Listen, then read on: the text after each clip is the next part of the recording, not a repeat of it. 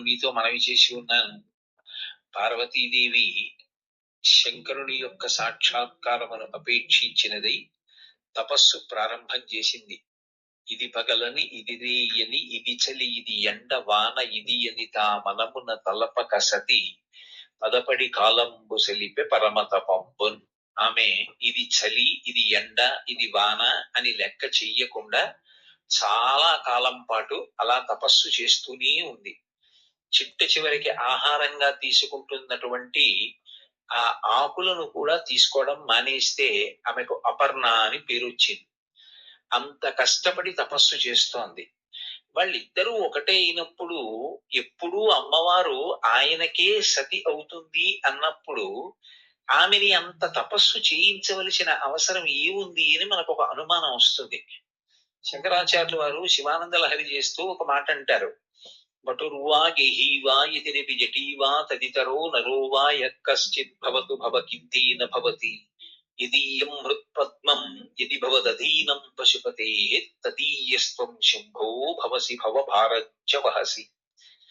పరమేశ్వరుడి దగ్గరికి వెళ్ళినప్పుడు పరమేశ్వరుడికి దగ్గరవ్వాలి అనుకున్నవాడు మొట్టమొదట విడిచిపెట్టవలసినది ఏది అంటే నేను ఇది అన్న భావన వదిలిపెట్టేసేయాలి. నేను ఉద్యోగస్తుణ్ణి, నేను అధికారిని, నేను అందగాణ్ణి, నేను పొడుగ్గా ఉంటా, నాకు 4 పద్యాలు వచ్చు, నేను 2 గంటలు ఉపన్యాసం చెప్తాను, మీ తెల్లగా ఉంటాను, లేకపోతే నేనేదో ఫలానా కుటుంబంలో పుట్టాను.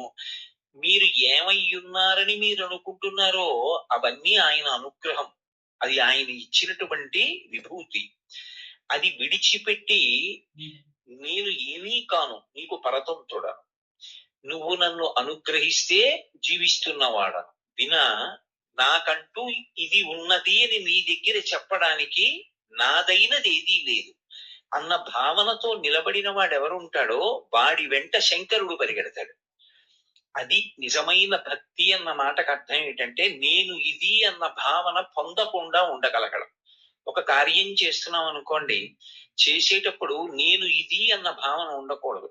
మరి ఇప్పుడు మీరు ప్రవచనం చేస్తున్నారు కదండి, నేను ప్రవచనం చేస్తున్నానన్న భావన మీకు ఉండకూడదా అంటే, నేను ప్రవచనం చేస్తున్నాను మీరు ఇంతమంది వింటున్నారు అన్న భావన కాదు.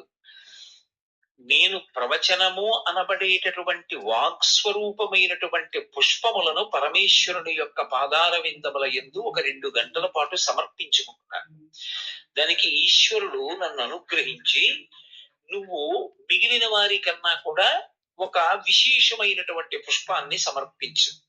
చాలా మంది వినడంలో కుతూహలం ఉంటుంది, చాలా తక్కువ మంది మాట్లాడతారు.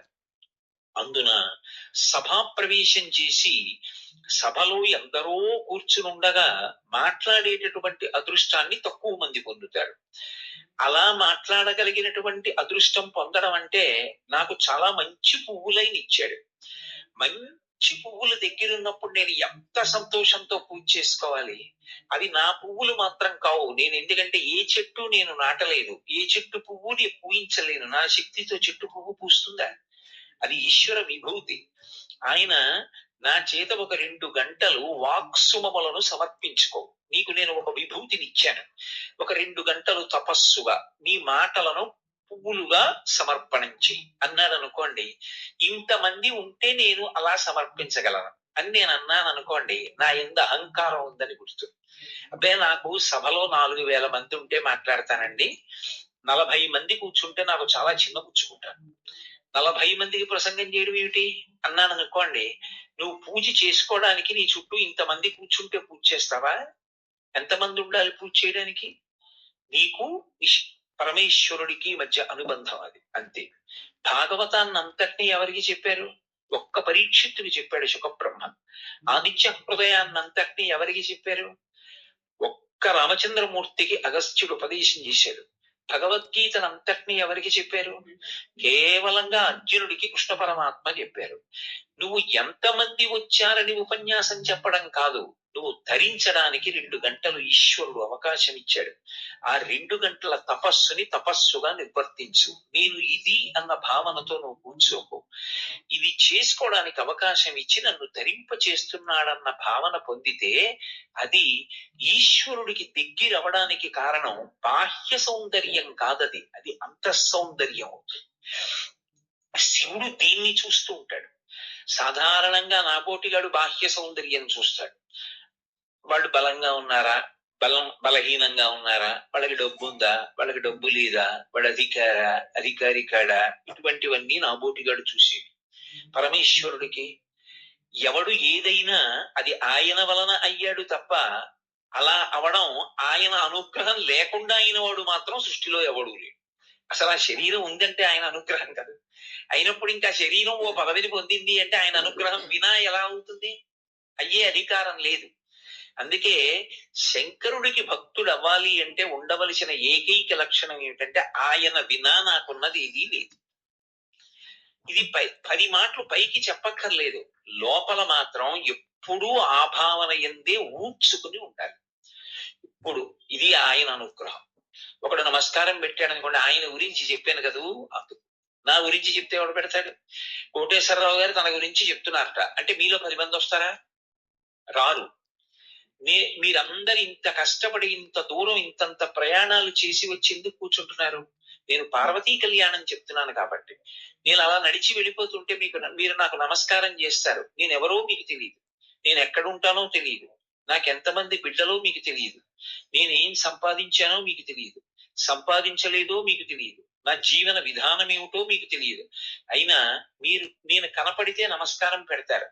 మీ చిన్న చిన్న పిల్లల్ని కూడా అదిగదిగో ఆయన దగ్గరికి వెళ్ళి దండం పెట్టని పరిగెత్తించి పంపిస్తారు.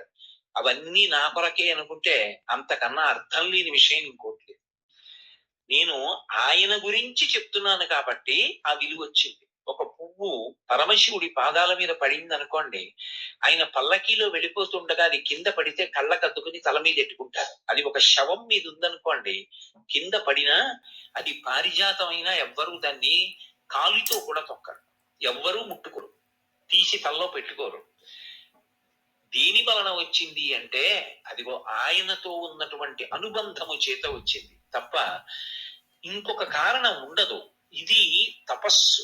ఈ పరిశీలనం పార్వతీదేవిని చేయడం ఆవిడికి లేదని కాదు, మనకి చెప్పడానికి. నేను దేనికి వశుడనవుతానో తెలుసా?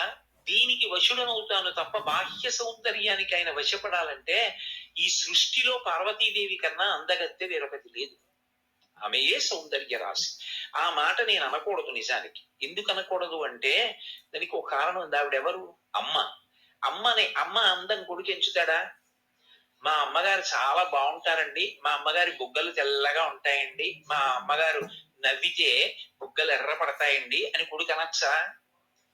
కొడుక్కి అమ్మ అందం అంటే ఏమిటంటే ఆవిడ అమ్మతనమే అందం, అంతే. మా అమ్మ 96 ఏళ్ళు వచ్చి ఒడ్డు ముడతలు పడిపోనివ్వండి, అమ్మ అందమే, సౌందర్యం, ఆమె రక్షణ శక్తి. ఎప్పుడూ బిడ్డల గురించి ఆవిడ పొందే పరివేదన. కాబట్టి అమ్మ అందం ఎంచచ్చా? ఎంచకూడదు. నేను అనొచ్చా? అనకూడదు. మరి అనడం ఎందుకు? గతి లేక. శివవైభవాన్ని చెప్పవలసి వచ్చింది కాబట్టి ఆ మాట అనడం తప్ప ఆ మాట నిజానికి నేను అనకూడదు.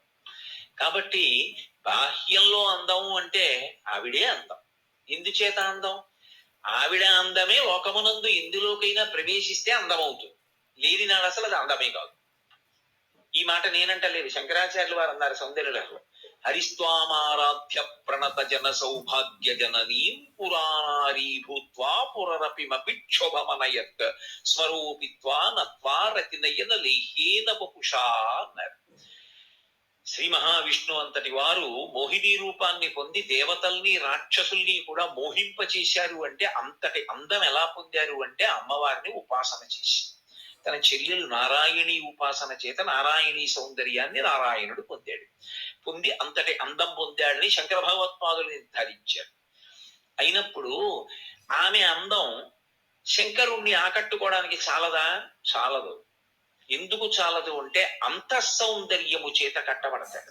అందుకే ఒక తిన్నడికి లొంగాడు, ఒక కక్కయ్యకి లొంగాడు. ఇప్పటికీ జానపదులేమి నా చిన్నతనంలో మా అమ్మగారు వాళ్ళు కూడా సుప్రభాతం, శ్రీశైల సుప్రభాతం పాడేవాళ్ళు గారు. అది మా అమ్మమ్మ గారు వాళ్ళు పాడుతుండేవారు. ఒంటి చర్మము తీసి చెప్పులు కుట్టిన కక్కయ్య వచ్చేను మేలుకో. మేలుకో జగదీశ మేలుకో పరమేశ మేలుకుని మమ్మింక ఏలుకో అని ఆ శివభక్తుల యొక్క చరిత్ర ఒక్కొక్క వాక్యం చెప్తూ వాళ్ళ వైభవాన్ని చెప్తుండేవాడు. నాయనార్ల చరిత్ర అంతా అదే కదూ, 63 మంది నాయనార్ల చరిత్ర అదే. ఆయన భక్తికి వశపడతాడు తప్ప బాహ్య ఏ ఆడంబరమునకు ఆయన వశపడేవాడు కాడు. అసలు మీకు నేను ఒక రహస్యం చెప్పాలంటే, భక్తి పండితే ఏమవుతుందంటే నువ్వేం అవుతున్నావన్నది పోయి నువ్వు ఏమయ్యున్నావన్నది తెలుస్తుంది. నేను ఏమవుతున్నానన్నది నిమిష నిమిషానికి మారిపోతూ ఉంటుంది. ఇప్పుడు ఇక్కడికి వచ్చాక ప్రవచనం చేస్తున్నా, అయిపోయాక నేను వెళ్ళిపోయాను అనుకోండి, నా విడిదికి పలహారం చేస్తాను, అప్పుడు నేను భోక్త తింటున్నవాడిని. ఆ తర్వాత నిద్రపోతా, ఆ తర్వాత నిద్రలేస్తా, ఆ తర్వాత ఏదో సంధ్యావందనం చేస్తా, ఆ తర్వాత మళ్ళీ పలహారం చేస్తా, ఆ తర్వాత ఏదో పేపర్ చదవచ్చు. అనేకం అయిపోతున్నాయి, ఒక్కొక్కసారి ఒక్కొక్కటి అయిపోతున్నా. అయిపోతున్నవేవో అవేవి నీవు కాదు. ఏది అయి ఉన్నావో అది నువ్వు. ఏది అయి ఉన్నావు? ఆత్మవై ఉన్నావు. ఏది అయిపోతున్నావో, ఏది మారిపోతున్నావో అది నువ్వు కాదు. Becoming is not permanent, being is permanent. Being ఎప్పుడూ అలాగే ఉండుట, మారనిది, అది ఆత్మ. ఎప్పుడూ మారిపోతూ ఉండడం అవస్థ. భక్తి యొక్క చిట్ట చివరి స్థితి ఏమిటి అంటే, మారిపోతున్నది నువ్వు కాదు, ఇన్ని మార్పులకు ఆధారమై మారక ఉండిపోయినదేదో అది నువ్వు అని తెలుస్తుంది. అయినప్పుడు అది నువ్వు కాదని తెలియబడడానికి ఆధారమైన వాడికి నువ్వేమై ఉన్నావో ఆయనకి చెందినవాడు అవడానికి కారణం ఎలా అవుతుంది? ఒక్కనాటికి అవదు. నేను ఇది కాబట్టి ఆయనకి చెందినవాడనన్న మాట ఎలా అన్వయం అవుతుంది? అది తెలియక ఎవరైనా అన్నారనుకోండి, నవ్వి ఊరుకో. మీరు బాగా చెప్తారండి అన్నారనుకోండి, నవ్వి ఊరుకో. నేను బాగా చెప్పడం ఏంటి? ఇది బాగా చెప్తుందా? నేను చెప్తే గట్టిగా చెప్తుంది, వాళ్ళు లోపల చెప్తే ఇది చెప్తుంది. కాబట్టి దానికి ఏ ఆడంబరాలు కోరదు. అదిగో ఆ స్థితికి వెళితే శివుడికి దగ్గరైనాడు అంటాడు. అది మనకి నేర్పాలి. అందుకు ఆవిడ తపస్సు చేసింది. అంతేగాని ఆవిడికి తపస్సు అవసరం ఏముందండి? నిజానికి ఆవిడికి ఏం తపస్సు అవసరం లేదు. కానీ మనకి పాఠం నేర్పుతూ ఉంటుంది పురాణం. ఇలా బ్రతుకు సుమా నేర్పుతూ ఉంటుంది. కాబట్టి ఆ తల్లి బాహ్యముతో సంపర్కమును కోల్పోయింది. ఋతువు మారిపోతోంది, ఆవిడికి తెలియదు. పగలొచ్చింది, ఆవిడికి తెలియదు.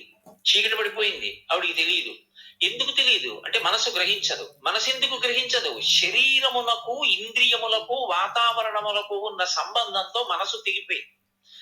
ఇప్పుడు ఒక్కొక్కసారి చూడండి, మంచి ఉద్విగ్నతలో ఉన్నారనుకోండి, ఏదో ఒక నృత్య కార్యక్రమం చూస్తున్నారు, ఎంతో ఆనందంగా నృత్యం వంక చూస్తున్నారు.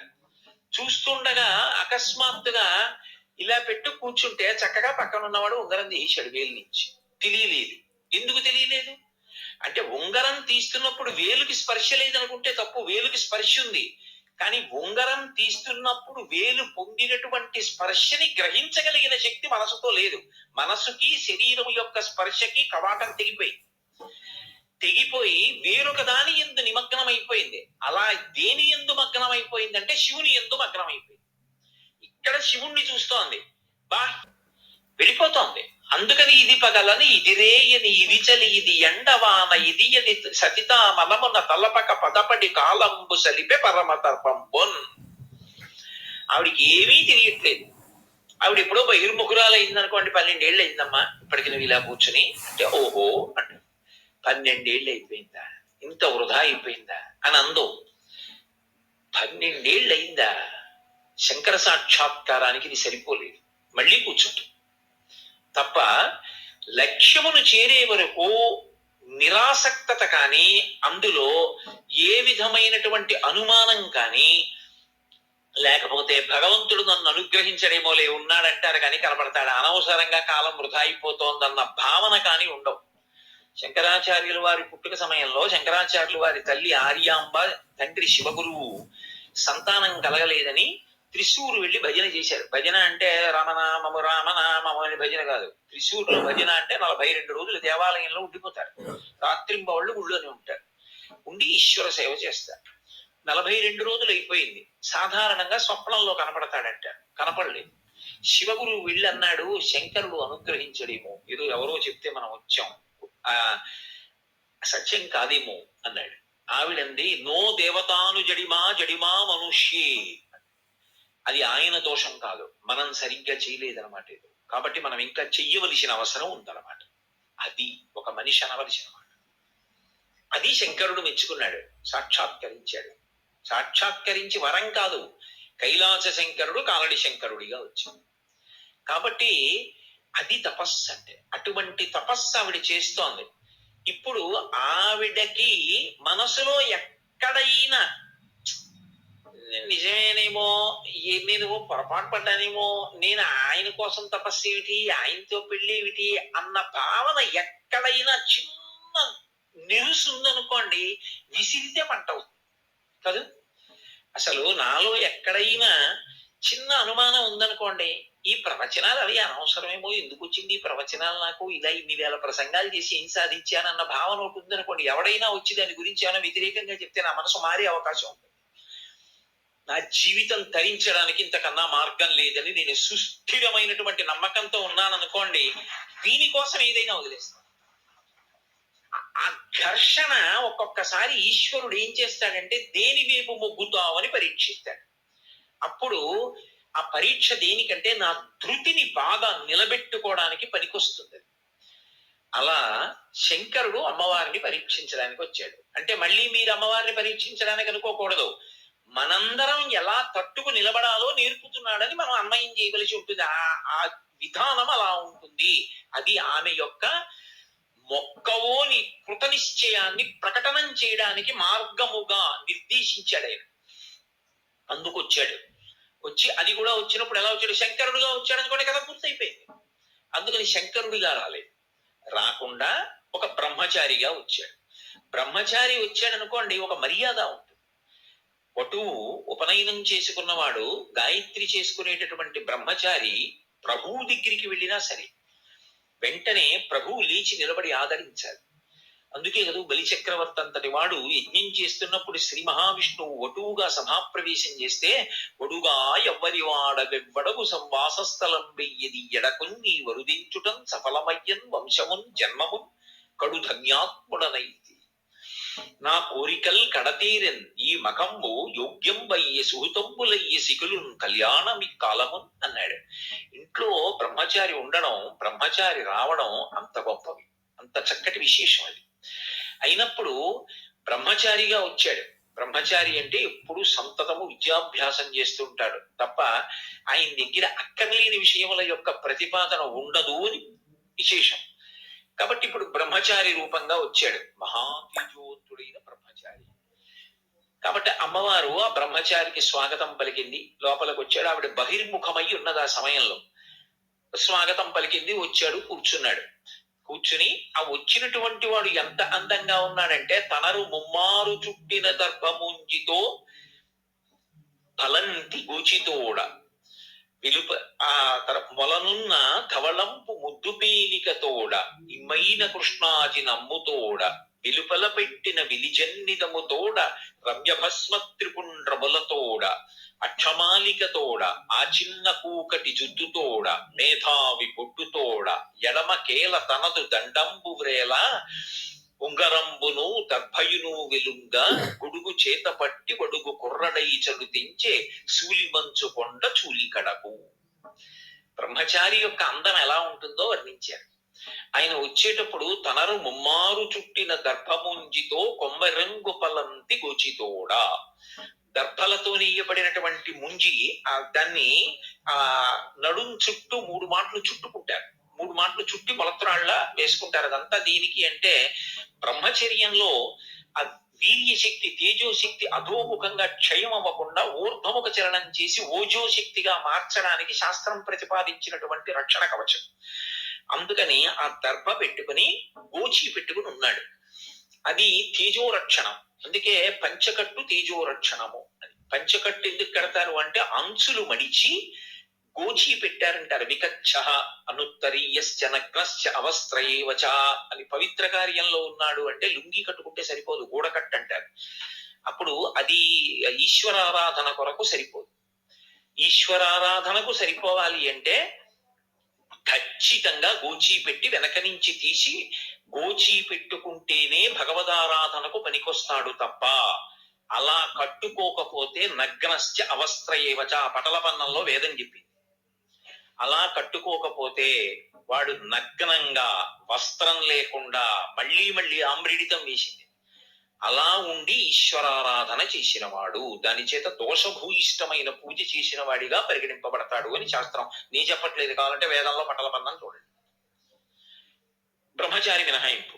బ్రహ్మచారి అలా కట్టుకోవాలని ఏం లేదు, అలా మడత పెట్టి పంచకట్టి గూచి పెట్టాలి అని ఏం లేదు. ఒక్కొక్కసారి గూడకట్టుగా కూడా కట్టుకుంటారు. ఏకవస్త్రధరోధన్ వీజికి కనకమాలయ అని రామాయణం రాముడి గురించి. కాబట్టి బ్రహ్మచారిగా వచ్చాడు. బ్రహ్మచారిగా వచ్చినప్పుడు తనరు ముమ్మారు చుట్టిన దర్భముంజితో కొమ్మెరెంగు పలంచి గూచితోడ, అలాగే మొలనున్న ధవళంపు ముల్లటి బట్ట కట్టుకున్నాడు. చిన్న లుంగిలా ఏదో ఓ చిన్న బట్ట ఒకటి మోకాళ్ళ మీదకో మోకాళ్ళ కిందకో ఓ బట్ట కట్టుకున్నాడు. ఇప్పటికీ మీరు వేద పాఠశాలకు వెడితే పిల్లలు కనపడతారు. వేద పాఠశాలలో ఎంత ముచ్చటగా ఉంటుందో ఆ బ్రహ్మచారుల్ని చూస్తే. అలాగే ఇమ్మైన కృష్ణాజి నమ్ముతోడ, కృష్ణాజినం అంటే జింక చర్మాన్ని పైన వేసుకుని ఉన్నాడు. ఇమ్మైన కృష్ణాజి నమ్ముతోడ, వెలుపల పెట్టిన వెలిజన్నితముతోడ రమ్య భస్మ త్రిపుండ్రములతోడ, తెల్లటి యజ్ఞోపవీతం కనపడుతోంది. యజ్ఞోపవీతం మాసిపోయి ముళ్ళు పడిపోయి దారాలు చుట్టుకుపోయి చిక్కులతోటి చిరిగిపోయి తెగిపోయి పెరిగిపోయి నానిపోయి చిరిగిపోయి అలా ఉండకూడదు. యజ్ఞోపవీతం పరమం పవిత్రం, అది పరమ పవిత్రం. దాన్ని చక్కగా పోషించుకోవాలి, దాన్ని చక్కగా ఉంచుకోవాలి. అసలు యజ్ఞోపవీతం తీసేసే మహాత్ములకు నమస్కారం. కాబట్టి యజ్ఞోపవీతం అంత గొప్పది. కాబట్టి వెలుపల పెట్టిన వెలిజన్నిదముతోడ, బయటికి కనపడుతోంది యజ్ఞోపవీతం అంటే దాని అర్థం పైన ఉత్తరీయం వేసుకోలేదు. అదే గృహస్థ అనుకోండి, పైన ఉత్తరీయం వేసుకోవాలి. పూజ చేసేటప్పుడు గుండె కనపడాలి తప్ప పురుషుడి యొక్క వక్షస్థలాన్ని ఆచ్ఛాదించి వస్త్రం ఉండకూడదు. దేవాలయం లోపలికి వెళ్ళినా అంతే. గడప దాటి శివలింగం దగ్గరికి వెళ్ళినా, పూజ చేస్తున్నా, లేకపోతే గుళ్ళోకి వెళ్ళి కూర్చుని పూజకి యాజమాన్యం స్వీకరించిన బనీను అవి వేసుకుని అవి వక్షస్థలాన్ని ఆచ్ఛాదించి ఉండకూడదు. గుండె పరమేశ్వరుడికి కనపడాలి. అందుకని ఉత్తరీయం వేసి కూర్చుంటారు. కాబట్టి వెలుపల పెట్టిన వెలిజన్నిదముతోడ రమ్య భస్మ త్రిపుండ్రములతోడ, తెల్లటి 3 విభూతి రేఖలు పెట్టుకుని ఉంటాడు. రమ్య భస్మ త్రిపుండ్రములతోడ. నాకు సాధారణంగా శంకరుడి యొక్క బ్రహ్మచారి తత్వం చదువుతుంటే భారతీ తీర్థ మహాస్వామి గారి సన్యాసం తీసుకోక ముందున్న ఫోటోలు ఉంటాయి, అవి గుర్తొస్తుంటాయి నాకు. రమ్య భస్మ త్రిపుండ్రములతోడ, తెల్లటి విభూతి రేఖలు 3 పెట్టుకుని ఉంటాడు. అలాగే అక్షమాలికతోడ, ఎప్పుడు జపం చేసుకుంటూ ఉండాలి కాదు, అందుకని ఈ వేలు మీద పెట్టుకుని అక్షమాల ఒకటి పట్టుకున్నాడు. అక్షమాలికతోడ మేధావి జుత్తుతోడ, మేధావి జుత్తుతోడ అన్న మాటకు అర్థం ఏంటంటే పిలక పెట్టుకున్నాడు అని. శిఖా విజ్ఞానము అని, శిఖ అంత తేలికగా చెప్పేటటువంటి విషయం కాదు. వేదంలో శిఖా పరిజ్ఞానము అని, శిఖకి ఎంతో గొప్పతనం. అసలు ఆ శిఖ మీదే వ్యక్తి యొక్క శౌచం అంతా ఆధారపడి ఉంటుంది. పిలక ముడి వేసుకుని ఉన్నాడు అంటే ఆయన పరమ శౌచంతో ఉన్నాడు అని గుర్తు. పిలక ముడి విప్పాడు అనుకోండి, ఆయన ఏదో అశౌచంతోటో ఏదో పితృకర్మ లాంటిదో చేస్తున్నాడు అని గుర్తు కాదు. భగవత్ సంబంధంతో శౌచంతో ఉన్నాడు అనుకోండి, పిలక ముడేసుకోవాలి. మహాత్ములతో కలిసి భోజనానికి వెళ్ళినప్పుడు ఇప్పటికీ పీఠాల్లాంటి వాటిల్లోకి సంప్రదాయం ఏమిటంటే భోజనానికి వెళితే పిలక లేదనుకోండి వాళ్ళని కూర్చోపెట్టరు, దర్భ కట్టి ఇక్కడ ఆ దర్భకి ముడేస్తారు. ఆ శిఖకి ముడి లేకుండా ఉంటే తేజస్సు రక్షింపబడదు, ఆయుర్దాయము రక్షింపబడదు అని. శిఖకి ముడి వేసుకుని శిఖతో ఉండాలి. అది వేదప్రోక్తం, దాని మీద నమ్మకం ఉంటే అది గౌరవం. అబ్బాయి అదేమిటండి అనుకుంటే శంఖలో సిగ్గట్టేస్తే భరిస్తాడు కానీ పిలక్కి ముడేసుకోవడానికి బాగా వస్తుంది. కాబట్టి ఆ మేధావి జుత్తుతోడ, అక్షమాలికతోడ, అలాగే ఆ చిన్న కూకటి జుత్తుతోడ, మేధావి బొట్టుతోడ, చక్కగా మేధావి బొట్టు అంటే గుండ్రంగా లలాటమనందు ఆజ్ఞాచక్రం మీద పెట్టుకున్నటువంటి బొట్టుని మేధావి బొట్టు అంటారు. మేధావి బొట్టు అని ఎందుకంటారంటే అద్భుతమైన ప్రయోగం. ఆజ్ఞాచక్రం ఉంటుంది ఇక్కడ భ్రూమధ్యం అన్నది. భ్రూమధ్యమనందుండేటటువంటి ఆజ్ఞాచక్రం జ్ఞాపక శక్తికి, విషయాన్ని గుర్తు తెచ్చుకోవడానికి, ఆ ప్రజ్ఞకి, తేజస్సుకి కారణమైనటువంటి కేంద్రం. అక్కడ మనస్సు ఉంటుంది. మనోపి భ్రూమధ్యే అని శంకరాచార్యులు వారి సౌందర్యలహరిలో. అది జ్ఞాపక శక్తికి అంతటికీ కూడా ఆధారభూతం. అందుకే చూడండి, జపం చేసినా కూడా రెండు కళ్ళు మూసి భ్రూమధ్యమనందే దృష్టి నిలబెట్టి ధ్యానం చేస్తారు. ఆ ఆజ్ఞా చక్రాన్ని కుంకం చేత కప్పుతారు, గుండ్రంగా పెట్టి కప్పాలి. ఆ బొట్టు పెట్టుకుంటే అది తేజస్సుని రక్షిస్తుంది, జ్ఞాపక శక్తిని రక్షిస్తుంది, మేధాశక్తిని రక్షిస్తుంది, దృష్టి దోషాన్ని నివారిస్తుంది. కొన్ని వేల కన్నులు ఒకే ముఖాన్ని చాలాసేపు చూస్తాయి అన్నారు అనుకోండి, తేజోక్షయం అవ్వకుండా ఉండడానికి ఆజ్ఞాచక్రం మీద బొట్టు పెట్టుకుని ఉండాలి. అది మంగళప్రదత్వం. కాబట్టి ఆ చిన్న కూకటి జుత్తుతోడ మేధావి బొట్టుతోడ ఎడమ కేల తనదు పొడుగైన దండంబు వ్రేల. ఎడమ చేత్తో బ్రహ్మచారి పొడుగాటి కర్ర ఒకటి పట్టుకుంటాడు. ఎందుకు పట్టుకోవాలి అంటే ఈ శరీరాన్ని రక్షించుకోవాలి. గురువు గారు దర్భలు పట్టరారా అంటారు. అరణ్యానికి ఎడతాడు. ఆ దర్భలు కోస్తుంటే చటుక్కు ద్రాక్షపాం అలా వచ్చింది అనుకోండి, చేతిలో ఏమీ లేకపోతే ప్రమాదం వస్తుంది. కర్ర చేతిలో ఎందుకు ఉంటుంది అంటే రక్షణ కొరకు ఉంటుంది. రక్షణ ఆ కర్రతో వెంటనే తన శరీరాన్ని కాపాడుకోవలసి వస్తేనే కర్రని ఉపయోగిస్తాడు. కాబట్టి ఆ ఎడమ కేల తనదు పొడవైన దండంబురేల, బాగా పొడుగైనటువంటి కర్ర పట్టుకున్నాడు. ఉంగరంబును దర్భయును విలుంగ, ఉంగరం లేకుండా ఉండకూడదు. ఉంగరం లేకుండా ఆచమనీయం తీసుకుంటే నిత్తురు ఆచమనీయం తీసుకున్నట్టు. అందుకని ఉంగరం ఉండి తీరాలి. అందుకే కాశికాముద్రగిడిన యుంగరంబుతోడ శాంతరసముప్పు బ్రహ్మతేజంబుతోడ ప్రవరుడయ్యవియచ్చర ప్రవరుడపుడు అని అలసాని పెద్దన గారు మన చరిత్రలో. ఆ ఉంగరం కుడి చేతి ఉంగరపు వేలుకి ఉండి తీరాలి ఆచమనీయం చేయడానికి. లేకపోతే రోజు చేస్తున్న పూజ దోషభూయిష్టం. ఒకవేళ అలా లేదనుకోండి, పవిత్రమైనా కట్టుకోవాలి. నాకు ఉంగరం పెట్టుకునే శక్తి లేదండి, బంగారం కాదు వెండి పెట్టుకో, వెండి కాదు రాగి పెట్టుకో, రాగి కూడా పెట్టుకోలేనండి, దర్భం ఉడేయాలి. దర్భం ఉడేసుకుని పవిత్రం అంటారు, అప్పుడు ఆచమనీయం చేయాలి.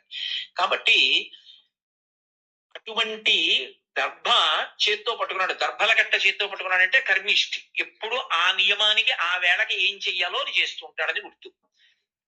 కాబట్టి ఉంగరంబును దర్భయును వెలు గొడుగు చేత పట్టి బ్రహ్మచారి ఎప్పుడు గొడుగు వేసుకు తిరుగుతుంటాడు. ఎందుకని అంటే రక్షణ కోసం. ఎండ, వాన, చలి ఇవన్నీ ఉంటాయి కదా మరి, అందుకని గొడుగు. అందుకని ఆ గొడుగు వేసుకుంటాడు. గొడుగో జన్నిదమో కమండలయో నాకును ముంజియో దండమో వరుగేనెక్కడ కరుల్ వామాక్షుల శంబులెక్కడ నిచ్చూచిత కర్మమెక్కడ మదాకాంక్షితంబైన మూడడుగుల్ మేరయ త్రోమకిచ్చుటది బ్రహ్మాండంబు నా పాదికిన్నట్టడు వామనమూర్తి. అందుకే ఆ గొడుగు పట్టుకుని ఎవరు వచ్చింది సనుదించే శూలి మంచుకొండ చూలి కడకు. మంచుకొండ చూలి అంటే హిమవత్ పర్వత పుత్రి అయినటువంటి హైమవతి దగ్గరికి శూలి వెళ్ళాడు. శూలి అంటే చేతి యందు త్రిశూలమును పట్టుకునేటటువంటి వాడు బ్రహ్మచారిగా మారి వెళ్ళాడు. ఇప్పుడు బ్రహ్మచారిగా వెళ్ళాడు కాబట్టి పార్వతీదేవి ఆహ్వానం పలికింది, కూర్చోబెట్టింది. బ్రహ్మచారి వచ్చాడు అనుకోండి, నిరంతర గాయత్రి చేస్తాడు, 2 పూట్ల సమిధాదానం చేస్తాడు. బ్రహ్మచారి ఇంటి ముందుకు వస్తే ఏదైనా ఇవ్వాలి తప్పకుండా. ఓ పండో, కాయో, ఓ దర్భో, లేకపోతే అథవా కనీసం ఓ యజ్ఞోపవీతమో ఏదో ఇవ్వాలి బ్రహ్మచారికి. అందుకని బ్రహ్మచారి వచ్చాడు, కూర్చోబెట్టింది. కూర్చోబెట్టి మాట్లాడుతాం. ఆయన అన్నాడు, ఎందుకమ్మా తపస్సు చేస్తున్నావు?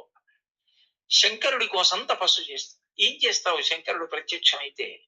శంకరుడికి ఇల్లాల్ని కావాలనుకుంటున్నాను, ఆయన భార్యని కావాలని నా కోరిక, అందుకని ఆయన కోసం తపస్సు చేస్తున్నాను. ఒకప్పుడు మన్మధుడు బాణం వేశాడు, ఆయన ఆగ్రహించి మన్మధుడిని భస్మం చేసి వెళ్ళిపోయాడు. ఇప్పుడు నా తపస్సు చేత ఆయన్ని భర్తని చేసుకోవాలని తపస్సు చేస్తున్నాను. అంటే మన్మధుడి బాణాలకి లొంగేవాడు కాదు, బాహ్య కామానికి ఆయన లొంగడం. లొంగేది ఆంతరమైనటువంటి భక్తికి వశుడవుతాడు. అలా నేను ఆయన్ని భర్తని చేసుకోవాలనుకుంటున్నాను. ఈ తేడా నేను పరమ పవిత్రంగా ఎలా ఆవిష్కరించాలి అన్న దాని గురించి తడుగుతుంటున్నాను లోపల. ఈ లోకంలో ఏ పురుషుడైనా కూడా పెళ్లి చేసుకుని ఒక స్త్రీని ధర్మపత్నిగా ఎందుకు స్వీకరిస్తాడు అంటే, ఒక వయస్సు దాటిన తరువాత తన మనసునందు పొటమరించిన కామాన్ని ధర్మంతో ముడివేసి తన తేజస్సుని ఆ క్షేత్రమునందు నిక్షిపించడానికి. శంకరుడికి అవసరం ఏమిటి కాముణ్ణి కాల్చేసిన వాడికి? అసలు ఆయనకి ఇంకా క్షేత్రం ఎందుకు? ఆయనకి కామం ఏమిటి? మరి ఇంకెందుకు తీసుకుంటాడు అంటే శంకరుడు ఆవిడ్ని తీసుకోవడం కాదు, ఆవిడ తపస్సు చేత ఆయన్ని వశుణ్ణి చేసుకుని భర్తగా కూర్చోబెట్టుకుని మహాకామేశ్వరుణ్ణి చేసి మనకి తల్లి తండ్రులు అయ్యారు. ఇప్పుడు ఎవరిది శక్తి? ఆ అమ్మది. అందుకే పార్వతీ కళ్యాణం అంత గొప్పదైంది. ఆవిడ్ని పెళ్లి కూతుర్ని చేయడం, పసుపు దంపడం, సౌభాగ్య వస్తువులు పుచ్చుకోవడం, ఆవిడికి మంగళ స్నానం చేయించడం, సువాసిని పూజ చేయడం, బాల పూజ చేయడం, ఇవన్నీ అంత శక్తివంతములు అందుకయ్యాయి. అలా అంటే ఇప్పుడు తెల్లవారుతుందా, ఎప్పుడు చేద్దామా మనమని మీ అందరికీ మనసు ఊబిళ్ళూరట్లా. కాబట్టి ఆ తల్లి నేను ఇందుకొరకు తపస్సు చేస్తున్నాను, కాముణ్ణి కాల్చిన వాడికి ఇక కామముతో అవసరమేముంది, ఇక స్త్రీ అవసరమేముంది లేదు. కానీ నా తపస్సు చేత ఆయనని నా భర్తని చేసుకోగలను, నా నమ్మకం, అందుకు చేస్తున్నాను. అంటే ఆయన అన్నాడు బాగుందమ్మా, మంచిదే, శివుణ్ణి భర్తని చేసుకుందాం అనుకుంటున్నావు, ఎందుకమ్మా, ఏమిటి దానివల్ల ఉపయోగం ఆలోచించాలా? ఇంత కష్టపడి శంకరుడి గురించి తపస్సు చేసి భర్తను చేసుకుంటావా? ఎవరి గురించి చెయ్యాలంత తపస్సు? ఎవరో చాలా గొప్పవాడు, ఆయనకి భార్యనైతే నాకు ఇంతకన్నా అదృష్టం ఏమంటే ఆయన గురించి తపస్సు చేయాలి. శంకరుడు తరలాక్షి అతడు ధనవంతుడందుమా కోరివేడిన కాని కూడు లేదు, చిన్నారులలోన చిన్నవాడందుమా ఈనాటి వాడుకో ఎరుకలేదు, ఆకారమున అతడు బలమేటి అందుమా ఆకారమెట్టిదో అరయరాదు, కులగోత్రములు రెండు తెలియదు మందుమా తల్లిదండ్రులిప్పుడు ధరణి లేరు, తిలుపనొంటివాడు దేవుండు చూడటే, చిలువ మాయ చేతో కపట మర్మమలనో నిన్ను ఇట్లు నీకు తగిన వాడు కాడు కాడు. ఎవరు? శివుడే తనని పెళ్లి చేసుకోవాలనుకున్న అమ్మాయి దగ్గరికి వెళ్ళి తన పెళ్లి పాడు చేసుకుంటున్నాడు. లోకంలో ఎక్కడైనా ఉన్నాడా ఇలాంటి వాడు? అంటే ఆయన భక్తికి లొంగడం అన్న ప్రక్రియ అలా ఉంటుంది. ఆయన అన్నాడు తరలాక్షి అతడు ధనవంతుడందుమా కోరివేడిన కాని కూడు లేదు. అమ్మ లోకంలో ఎవరైనా ఎవరిని పెళ్లి చేసుకుంటారు, సుఖ పెట్టాలని కోరుకుంటారు. కనీసంలో సుఖ పెట్టడం అంటే పక్కన పెట్టాడు, అది ఇల్లాలి గొప్పతనం. లోకంలో ఆడవాళ్ళందరూ కూడా చాలా బాగా సుఖ పెట్టేస్తున్నాం. పురుషుల్లో కంటే దృష్టిలో పెట్టుకుని ఆయనకి 8 కార్లు ఉన్నాయి, 7 అంతస్తుల భవనాలు ఉన్నాయి, నన్ను మీరు అలాగే చూడాలని హఠం చేస్తే ఈ లోకంలో ఏ పురుషుడు బ్రతకలేడు. అది కాదు ఆడది కోరేది. స్త్రీ అలా కోరితే పురుషుడు బ్రతికెక్కడుందండి? అది వాళ్ళు కోరనే కోరరు. వాళ్ళు కోరేది ఏంటంటే నీలాంటి భార్య దొరకడం నా అదృష్టం అని ఒక్క మాట అనగలిగితే చాలు, ఆ పురుషుడి కోసం చచ్చిపోవడానికి సిద్ధపడతారు. అలా అనకపోయినా వాళ్ళు అలాగే బతుకుతారు. అందుకు కదూ నెలకి 3 వానల్లో ఒక వాన ఈ దేశంలో. తప్ప ఇలా ఉండి నన్ను సుఖపెట్టాలని వాళ్ళు కోరరు. కానీ కడుపు నిండా అన్నమైనా పెట్టాలా? భర్త అంటే కనీసం ధర్మం ఉందా? అమ్మా ఆయన ఎక్కడి నుంచి తెస్తాడు? తరలాక్షి అతడు ధనవంతుడందుమా కోరివేడిన కాని కూడు లేదు. ఆయనే భిక్షాపాత్ర చేత్తో పట్టుకుని భవతి భిక్షాందేహి అని భిక్షాటనమూర్తిగా తిరుగుతుంటాడు. ఆయన కోసం తపస్సు ఉంటే మళ్ళీ ఎంత విచిత్రం అమ్మా. పోని ఏదో అన్నం లేదు, అది లేదు, ఇది లేదు, వదిలేసి పరమ దరిద్రుడు అనుకుందాం అందాకాను. అనుకున్నా కూడా పోని చాలా మంచి యవ్వనంలో ఉంటాడు, మిసమిసలాడిపోతుంటాడు, బహు అందగాడు. అందామంటే అసలు ఆయన ఎప్పుడు పుట్టాడో ఎవరికి తెలుసు యవ్వనంలో ఉన్నాడని చెప్పడానికి. తరలాక్షి అతడు ధనవంతుడందుమా కోరివేడిన కాని కూడు లేదు, చిన్నారులలోన చిన్నవాడందుమా ఈనాటి వాడుకో ఎరుకలేదు. ఎప్పుడు పుట్టాడో చెప్పిన వాళ్ళు. కాబట్టి అసలు డేట్ ఆఫ్ బర్త్ లేని వాడి ఏజ్ ఎలా తెలుస్తుంది? నీకు తగినవాడో కాడో ఎలా చెప్పడం? 3 పోనీ అది కూడా వదిలే, ప్రస్తుతానికి నీ కంటికి నదరగా కనబడ్డాడు అనుకో, బానే ఉంది. కానీ అసలు ఆకారమున అతడు భలే మేటి అందుమా ఆకారమెట్టిదో అరయరాదు. అసలు పెళ్లి కొడుకు అంటే ఇదిగోనండి అని ఫోటో చూపించాలా? అసలు పెళ్లి కొడుకు అండి అంటే 63 లీలామూర్తులు ఓ లింగ రూపం. ఏది అసలు పెళ్లి కొడుకు? ఇలాగా ఉంటాడు, ఇలాగా ఉంటాడు, ఇలాగా ఉంటాడు, ఇలాగా ఉంటాడు అంటే ఎలా ఉంటాడు అసలు? ఎప్పుడు ఎలా ఉంటాడు చెప్పు? లింగ రూపంలో ఉంటాడు. అప్పుడు కాళ్ళు చేతులేవి? ఆకారమెట్టిదో అరయరాదు. పెళ్లి చెయ్యాలంటే నీ కులం ఏమిటి, నీ గోత్రం ఏమిటి, అవతలవాడి కులం ఏమిటి, అవతలవాడి గోత్రం ఏమిటి చూస్తారా? ఏదో తుల్యశీల వయోవృత్తాం తుల్యాభిల జనలక్షణం అని 5 చూడాలా? చూడాలంటే కులగోత్రములు రెండు అరయుధమందు మా తల్లిదండ్రులు ఇప్పుడు ధరణి లేరు. ఓ పెళ్లి కొడుకు విషయం కనుక్కోవాలంటే వాళ్ళ అమ్మగారు నాన్నగారి దగ్గరికి వెళ్ళి పిల్లాడు ఎప్పుడు పుట్టాడండి, ఏం చదువుకున్నాడండి, ఏం ఉద్యోగం చేస్తుంటాడండి, అతని స్వభావం ఎలాంటిదండి కనుక్కుంటారు. కనుక్కోవడానికి తల్లి తండ్రి ఏరు అసలు? ఆయనకి తల్లి తండ్రి లేదు. అసలు ఎప్పుడైనా ఉన్నారా అన్న విషయం కూడా ఎవరికి తెలియదు. తల్లిదండ్రులు ఎప్పుడు ధరణి లేరు. అటువంటి వాణ్ణి తెలుపు నొట్టివాడు ఒక్కడే ఉంటాడని చెప్తూ ఉంటారు. తెలుపు నొంటివాడు దేవుండు చూడడే. దేవుడు చూడాలి అలాంటి దేవుండు చూడడే చిలువ మాయ చేతో కపట మంత్రములను నిన్ను ఎట్లు మరగించుకున్నాడు కాని తగిన వాడు కాడు. ఏడో మాయో మంత్రమో వేసి మరగించుకున్నాడు, నిన్ను ఆకర్షించాడు తప్ప నీకు తగిన వాడా? నీ అందం ఏమిటి, ఆయన అందం ఏమిటి, నీ ఐశ్వర్యం ఏమిటి, ఆయన ఐశ్వర్యం ఏమిటి, నీ వయసు ఏమిటి, ఆయన వయసు ఏమిటి, నీ రంగి ఏమిటి, ఆయన రంగి ఏమిటి, ఏమిటి ఆయన కోసం తపస్సు ఏమిటమ్మా? నేను మీతో ఓ మాట అన్నా ఈ ఉపన్యాసాల్లో, పరమేశ్వరుణ్ణి తెగుడుదామన్నా విమర్శిద్దామన్నా కుదరదు అసలు వాంగ్మయంలో. వాక్కుల గదే అందదు అని నిజం. ఇది స్తోత్రం అయిపోతుంది. ఎందుకో తెలుసా? తరలాక్షి అతడు ధనవంతుడందుమా కోరివేడిన కాని కూడు లేదు. అసలు ఈ సమస్త బ్రహ్మాండములు శంకరుడివి. ఎందుకని? మహాప్రలయంలో వీటిని విభూతిగా మార్చి సమస్త జీవుల యొక్క కర్మ ఫలితాలు కూడా తన యందే నిక్షిప్తం చేసుకోవడానికి భస్మగా అలదుకుంటాడు. అసలు సమస్త ఐశ్వర్యము రావడానికి కారణములలో ఒక పూజ ఏమిటి అంటే శివలింగం మీద మారేడు దళం వేయడం. మారేడు దళం ఈ నెల శివలింగానికి తగిలితే లక్ష్మీ కటాక్షం. ఆయన ఇవ్వలేని ఐశ్వర్యం లేదు లోకంలో. అందుకే పటవే నమః అని ఒక నామం ఆయనకి.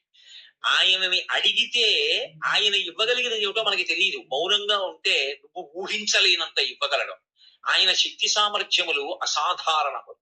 ఒకానొకప్పుడు ఉపమన్యువు అని మహాభారతంలో తల్లి దగ్గరికి వెళ్ళి, అమ్మా పిల్లలందరూ పాలు తాగుతున్నారు, నాకు పాలు ఇయ్యి అన్నాడు. పాప ఆవిడ పేదరాలు, పిండి కలిపి నీళ్ళు ఇచ్చింది.